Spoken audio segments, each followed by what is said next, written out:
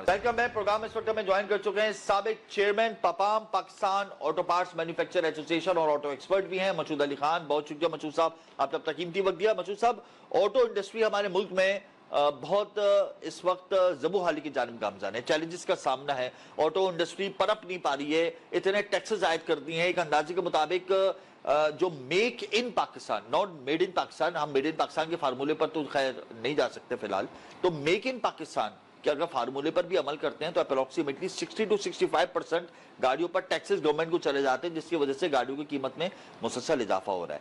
अब इसके बरक्स मैं इलेक्ट्रिक व्हीकल्स की बात कर लेता हूँ। नई एक इंडस्ट्री जनरेट हो रही है दुनिया भर में, तो पाकिस्तान में भी उसका इम्पैक्ट आ रहा है। तो इन दोनों इंडस्ट्रीज को इस वक्त आप कहाँ देखते हैं, मुस्तकबिल में कहाँ देखते हैं, और जो चैलेंजेस जो हमारे पास गुज़िश्ता साल थे, इस साल वो डबल हो गए, और आने वाले दिनों में आप चैलेंजेस को देखते हुए इस इंडस्ट्री की परफॉर्मेंस के बारे में क्या कहेंगे? देखिए, पहले तो हमें ये देखना है कि पाकिस्तान एक उन ममालिक में शामिल है जहां ऑटोमोबाइल इंडस्ट्रीज मैन्युफैक्चरिंग हो रही है। तो दुनिया में तकरीबन 43 उसमें मैन्युफैक्चरिंग भी है। देखें, कुछ पार्ट्स OEMs खुद बनाता है, कुछ पार्ट्स उसके रिलेटेड पार्ट्स मैन्युफैक्चरर्स बनाते हैं, और फिर वो असम्बल्ड होते हैं और वो गाड़ी फिर आपके मार्केट में आती है। तो ये तो हमारे लिए बेहतरीन है। अनफॉर्चुनेटली जो इससे एडवांटेज हमें लेना चाहिए था, हमने पिछले कई दहाइयों में हमने ये देखा है कि जब हम ग्रो करना चाहते हैं या ग्रो कर रहे होते हैं, उसमें हमारी प्रॉब्लम्स आ जाती हैं और गवर्नमेंट पॉलिसी फॉरन ही इमीडिएटली चेंज कर देता है। तो ये जो चेंजेस है, आज आप देख लें 77 ईयर्स में हमारे इन चेंजेस ने आज हमें बड़ा मुश्किलात में डाला हुआ है। जहां आपने बात की इलेक्ट्रिकल व्हीकल्स की, जो इसको इनिशिएटिव लिया गया था वो आपके डेवलप कंट्रीज ने लिया था। डेवलप कंट्रीज में USA और यूरोपियन था, ठीक है, जिन्होंने इलेक्ट्रिकल व्हीकल्स पे इनिशिएटिव लिया और इनोवेशंस लेकर आया।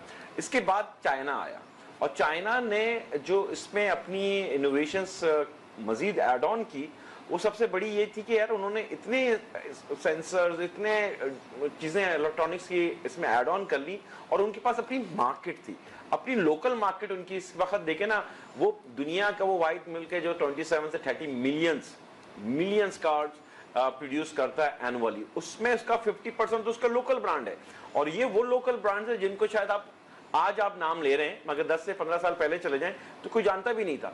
मगर ये कॉन्सेप्ट उन्होंने डेवलप किया अपनी लोकल मार्केट से, अपने आप को इनोवेटिव आइडियाज के साथ, कॉस्ट कटिंग करते हुए अपनी एक पोजीशनिंग उन्होंने local market. And now is going to, आप देख रहे हैं, आप लोगों को परेशान कर रहा है। वो USA में भी जा रहा है, यूरोप में भी जा रहा है, और अब वहां पे अपनी वो लोग पॉलिसी लगा रहे हैं, जिसको हमने WTO के थ्रू हमने सुना था टैरिफ बेस्ड सिस्टम, कि टैरिफ बेस्ड सिस्टम 1995 में आया कि यार जिन मुल्कों में जो चीजें बनती है वो दुनिया में एक्सपोर्ट कर सकते हैं, और वो डेवलप कंट्रीज ने लगाया था कि उनके पास थी। उस जमाने में भी हम ये कहा करते थे कि देखें, हम अंडर डेवलप कंट्रीज हैं, ये हमारे ऊपर नहीं आएगा। उसकी पॉलिसी से हमारी कई इंडस्ट्री, हमारी पाकिस्तान की अपनी लोकल इंडस्ट्री, शूज इंडस्ट्रीज ले रहे हैं, सेरेमिक्स इंडस्ट्रीज ले रहे हैं, हमारी डिफरेंट इंडस्ट्रीज ले, वो इस मुश्किलात में। आज डेवलप कंट्री ये कहती है कि नहीं, हमें तो टैरिफ ऐड ऑन करना है, क्योंकि यार ये तो हमारी लोकल इंडस्ट्री को डेवलप। क्योंकि इलेक्ट्रिकल्स में चाइना ने अपना एक मुकाम हासिल किया। अब इलेक्ट्रिक व्हीकल्स अगर पाकिस्तान में आते हैं, या जो एग्जिस्टिंग हमारी कंपनीज इस वक्त काम कर रही हैं गाड़ियों का, उस पर टैक्सेस की अगर भरमार होगी तो किस तरीके से मार्केट सर्वाइव करेगी? देखिए, दो चीजें होती हैं। पाकिस्तान की ऑटोमोटिव इंडस्ट्रीज में दो क्लास हमारी बड़ी क्लियर है जी। एक तो बड़ी इलीट क्लास है, आप देखें वो तकरीबन 35 से 40,000 के करीब वो लोग हैं जो आपकी बड़ी हाई क्लास लेते हैं। जो मिडिल क्लास है वो पिछले 2.5 साल में तो पिस गया।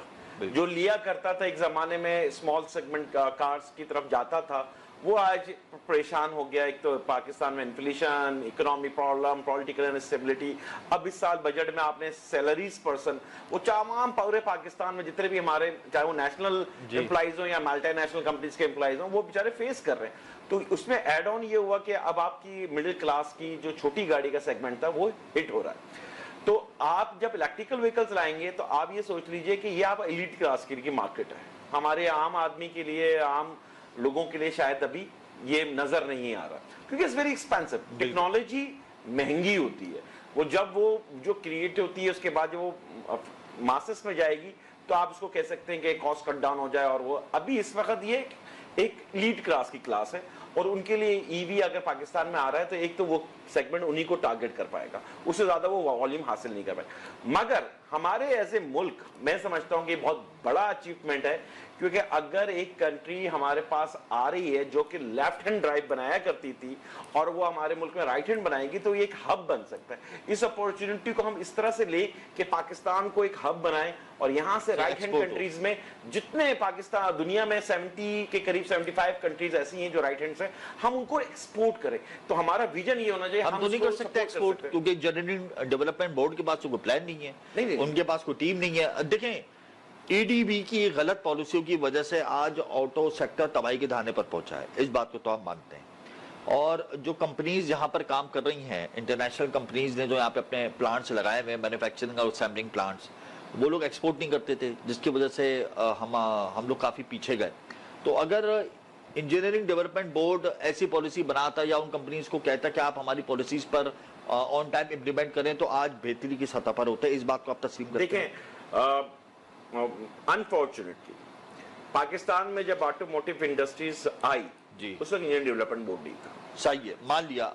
سن تو صحیح, EDB نہیں تھا, مان لیا. صحیح ہے. تو اس ارلی اسٹیج میں پاکستان میں جتنے OEMs آئے وہ پاکستان کی مارکیٹ کے لیے آئے. اچھا. اس وقت گورنمنٹ آف پاکستان کے پاس یہ ویژن نہیں تھا کہ ہم 5 سال 10 سال 15 سال 20 سال کے بعد ایکسپورٹ کریں گے. ہمارے پاس آپ نے اپنے ملک کی مارکیٹ کی وہ آ گئے. 70s میں EDB کا قیام عمل میں آ گیا, 80s کے اندر EDB مکمل طور پہ فعال ہو گیا. اچھا اب یہ مجھے بتائیے, EDB نے پالیسی تو بنائی نا, ایکسپورٹ پالیسی بنائی, کون سی کمپنی نے عمل کر لیا اس پہ؟ دیکھیں اب آپ کو ایک اب جا کے جب سختی آئی ہے اور EDB اور شور مچائے میڈیا پہ اور کنسرن منسٹریز نے سر پکڑا ہے کہ بھئی ہم کہاں جا رہے ہیں, تب جا کے EDB آپ کہہ رہے ہیں کہ بھئی ہم ایگریمنٹ اس وقت رینیو کریں گے جب آپ ایکسپورٹ کریں گے. تو کچھ پارٹس اور کچھ ایک آدھ گاڑی اب جا کے ایکسپورٹ ہونا شروع ہوئی ہے. پہلا نقطہ نظر آپ کے سامنے پیش کرنے کی کوشش کروں گا. 77 ایئرز میں پاکستان امپورٹ بیس اکنامی, ہم نے کبھی ایکسپورٹ کی نہیں. ہم تو امپورٹ ہے, آج بھی ہم کر رہے ہیں کہ ہم چیزیں جو آسان ملتی ہے یا لے آؤ, یہ جو چیز مل رہی ہے لے آؤ. بھائی آپ نے تو مائنڈ سیٹ ہی نہیں بنایا تھا. اس میں اگر ایک چھوٹا سا ادارہ ہے اور آپ اس سے کہیں گے یار آپ نے ایکسپورٹ نہیں کیا, ایکسپورٹ پالیسی تو اس نے دے دی اور آج وہ انیشیٹو لے رہا ہے, آج تو آپ اس کو سپورٹ کریں, آج تو آپ اس کو بیک کریں.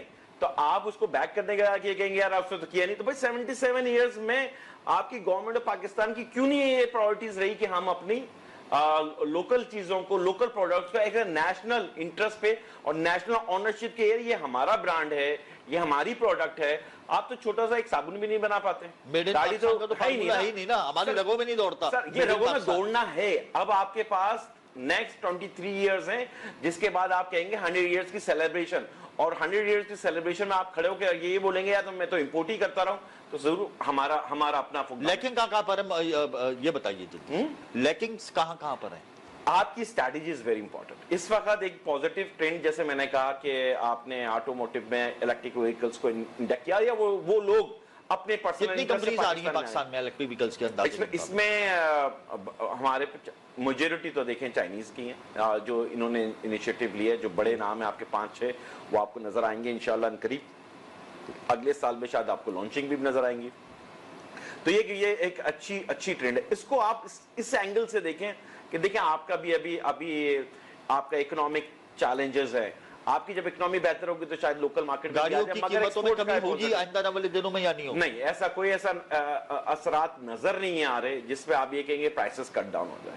پرائسز کا ابھی دیکھیں ایک بہت بڑا مرحلہ ہے جو ہمارا اس سال 2024 دسمبر تک ہم دیکھ رہے ہیں کہ آپ کے پاس کسی طرح آپ ریزرو کو ایڈ آن کریں. آپ کا ریزرو بڑھے گا نہیں تو یہ آپ اگلے 2025 میں بھی آپ کو پھر چیلنجز فیس کرنے گے جو 2.5 سال پہلے آپ نے فیس کیے. آپ کے کہا جا رہا ہے کہ دسمبر تک گاڑیوں کی قیمتوں میں 4-5-6 لاکھ روپے کا اضافہ ہو جائے گا. دیکھیں آپ اس کو بجٹ سے پہلے لے لیں ذرا. بجٹ سے پہلے ایک بہت بڑا چیلنج انٹرنیشنل آیا آپ کو شپنگ لائنز پہ. شپنگ لائنز ٹائملی نہیں ملی, ان کے فریٹ چارجز بڑھ گئے. تو وہ جو امپیکٹ ہے وہ آپ کو اس کوارٹر اینڈ میں یا اگلے کوارٹر میں آپ کو نظر آئے گا کہ پرائسز آئیں گی, کیونکہ شپنگ لائن آپ کی پرائسز بڑھا چکا ہے. تو یہ کہیں نہیں کہ تو ٹرانسفر ہوگی. تو ہمیں آنے والے کل میں یہ دیکھنا ہے کہ سب سے پہلے اپنی پرائورٹیز کو سیٹ کریں.